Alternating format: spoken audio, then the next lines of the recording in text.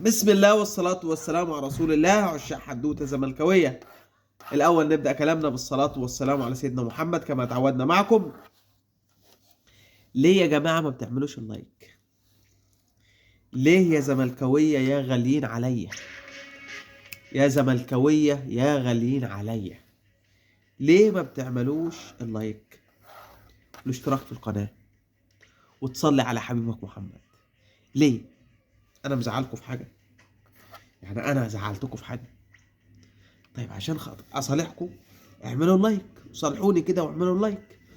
انما الناس ايديها تقيله على اللايك. ليه يا زملكاويه يا غاليين عليا؟ طيب اعمل اللايك، اشتراك في القناه، تصلي على حبيبك محمد. المواضيع دي هتاخد منك ايه؟ ثانيه بالظبط، ثانيه بالظبط، هتستخسر فيها الثانيه؟ ها يلا. طيب صلي على حبيبك محمد واعمل اللايك واشتراك في القناه. انا زعلان من قله اللايكات. جاي لك باخبار حلوه. واحد يقول لي اخبار حلوه؟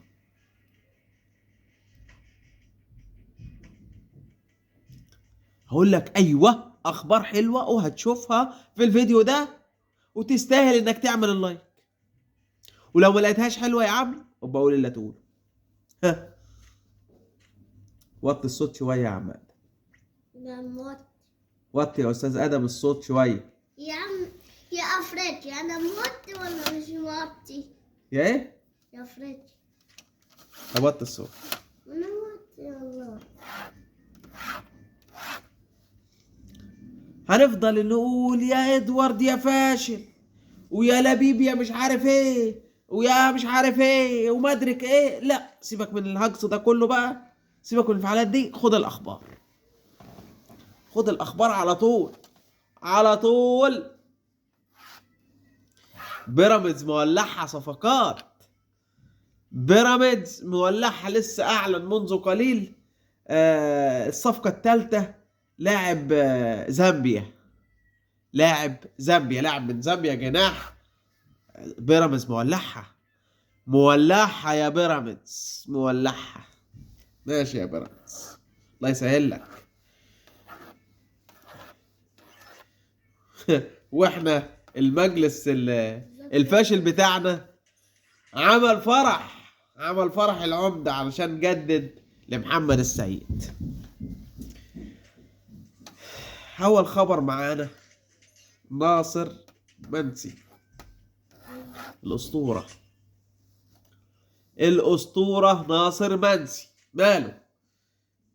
النادي المصري عرض 30 مليون جنيه لشراء الأسطورة ناصر منسي من الزمالك. كامل أبو علي، النادي المصري البورسعيدي، عايزين يشتروا الأسطورة ناصر منسي ب 30 مليون. طب هل مجلس الفشل اللي عندنا موافقين ولا معترضين على المبلغ ده ولا ايه؟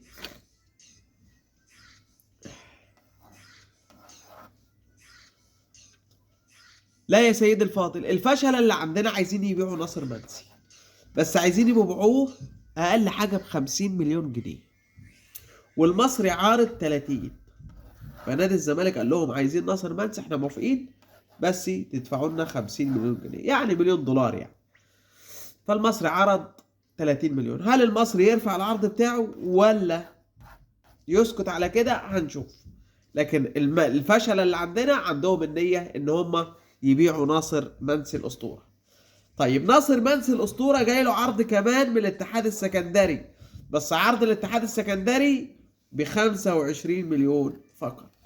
فالزمالك او الفاشلين رفضوا عرض نادي الاتحاد السكندري بسبب ضعف القيمة او المبلغ.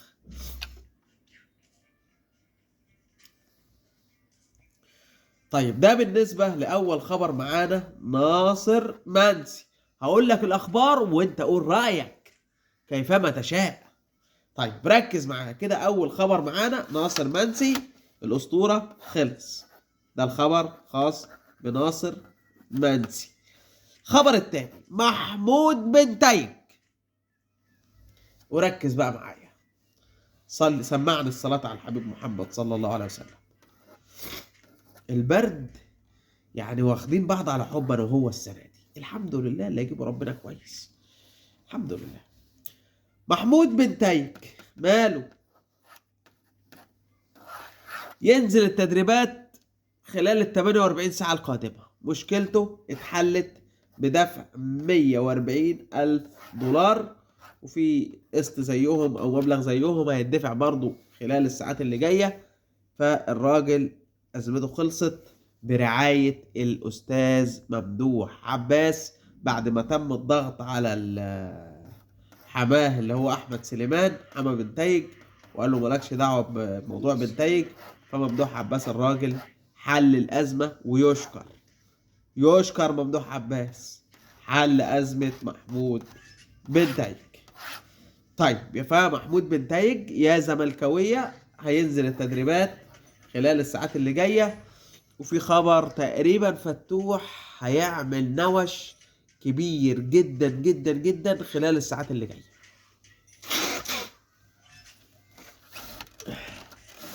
انا ما بطمنش من حلقة لما لاعب يطلع مع سيف زاهر من الزمالك.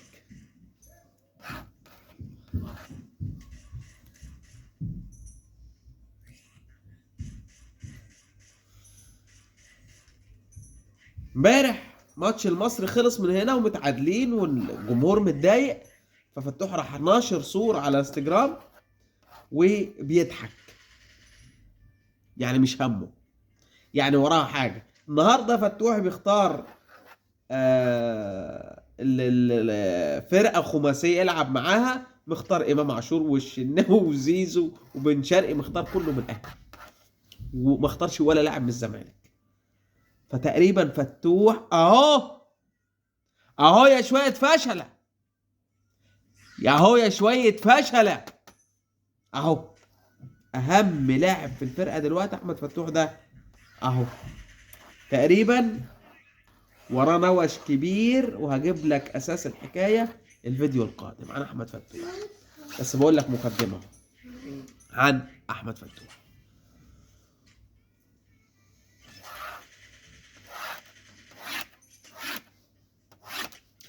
طيب ده بالنسبة لأحمد فتوح، وخليها دلوقتي لما نشوف حكاية أحمد فتوح إيه.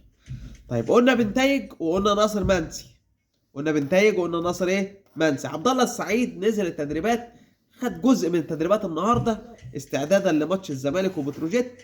يعني عبد الله السعيد ممكن يكون موجود في قائمة الزمالك وبتروجيت، المباراة اللي هتكون يوم الأربعاء بعد بكرة. التوقيت اللي انا بكلمك فيه ده وبتكلم معاك فيه ده في ماتش للزمالك والاهلي في كرة السلة، وربنا يستر في كرة السلة وربنا يستر. طيب يبقى قلنا ناصر منسي، قلنا بنتايج، قلنا عبد الله السعيد نزل التدريبات النهارده، قلنا موضوع فتوح. تعالى لاخبار تانية مهمة جدا. لا بس عاجبني بيراميدز بصراحة، اصل الزمالك خلاص ما عادش لا بيجيب صفقات، ودلوقتي كل شويه تيجي له وقفات قيد والدنيا خربانه فيه.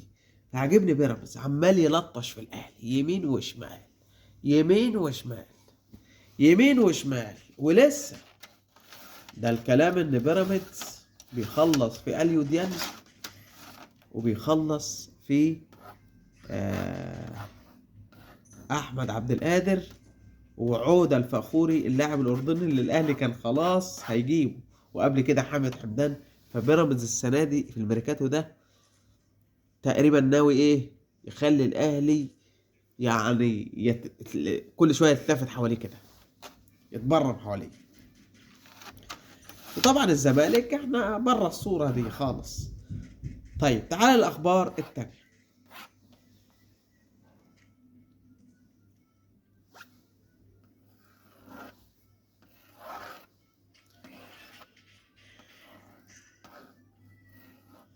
المدرب الجديد،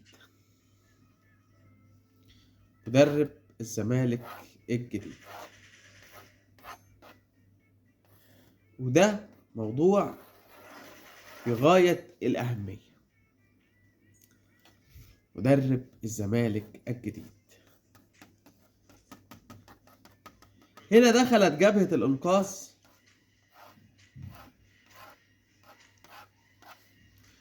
صلى على النبي.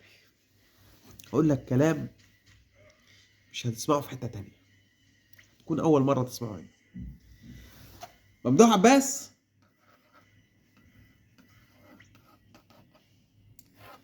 الراجل على استعداد تام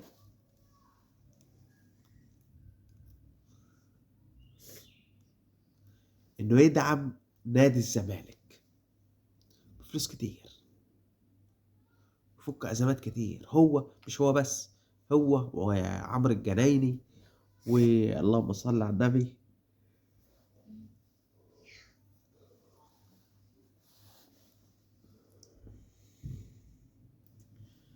عمرو الجنايني ومدحت العدل والناس دي، بس بشرط. شوف سبحان الله، ساويرس قال لك مستعد ادعم الزمالك بالفلوس اللي يحتاجها، بس المجلس ده يمشي، حط الشرط ده. ممدوح عباس قال مستعد اعمل كل حاجه للزمالك بس بشرط جون ادوارد يمشي. انا بقول لك كواليس الكواليس، والله العظيم كواليس الكواليس.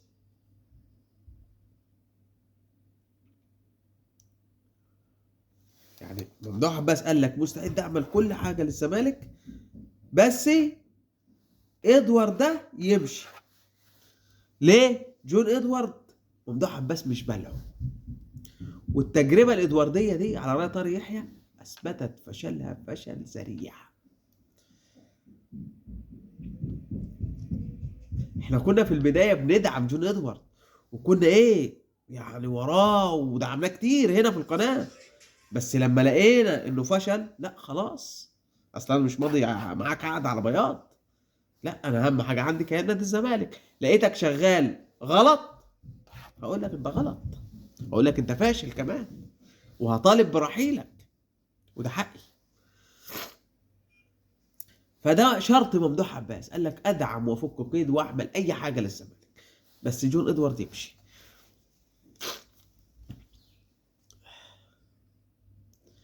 هنا المجلس الفاشل مش عارف يمشي جون ادوارد.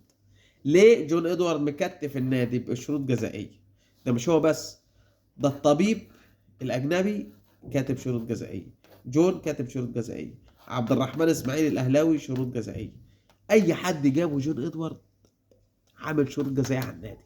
فلما تبص على الشروط الجزائيه دي تلاقي تعمل رقم كبير كله في 5-6 مليون دولار. يعني جون ادوارد بالشله كلها اللي هو جابها. ايه ده؟ ايه ده؟ ايه الفجر ده؟ ده غير الصفقات الفاشله اللي لبسها لنا. ف مكتف نادي الزمالك، مكتف ملجمه.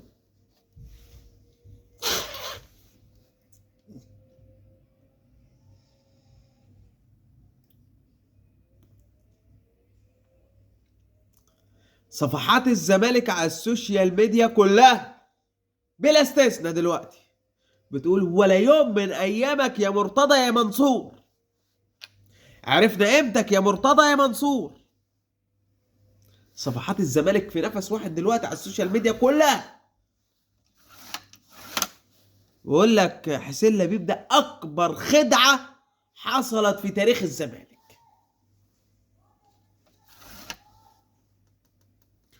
ومرتضى منصور انا كنت بنفعل بقول لك ضفر مرتضى منصور بيهم الكل. دلوقتي صفحات الزمالك كلها بتقول ولا يوم من ايام مرتضى منصور. ده حازم امام الكبير اللي عمره ما انفعل ولا عمره، قال لك ده اسوأ مجلس اداره مر على تاريخ نادي الزمالك هذا المجلس الموجود. يا جماعه بص على سكواد الزمالك، قسما بربي سيراميكا سكواده اقوى من سكواد الزمالك، المصري سكواده اقوى من سكواد الزمالك. احنا بقى سكوادنا يكسف، والله يكسف. فده بالنسبه لممدوح عباس وشروطه وساويرس وشروطه والمدرب. يعني الراجل يعني في تطورات سريعه بتحصل في نادي الزمالك كل ساعه. ممدوح عباس بعد ما كان منفتح ويقول لك اجيب كارتيرون، قال لك لا، يمشي جون ادوارد الاول اجيب له كارتيرون، اجيب كارتيرون الزمالك. مش هيمشي الواد ده على جون ادوارد، مش هجيب حد. لكن بنتايج ازمته خلصت. تقول لي تتمنى ايه؟ اقول لك اتمنى ان جون ادوارد بالشله اللي هو معاه، مع كل ادب وكل احترام، يورونا عرض كتافهم ويمشوا، وحسين لبيب بالمجلس كله اللي معاه يورونا عرض كتافهم ويمشوا، ويسيبوا نادي الزمالك، ويدخل بقى ساويرس، يدخل مش عارف مين، يدخل مين. عايزين انتفاضه تحصل في الزمالك. السلام عليكم.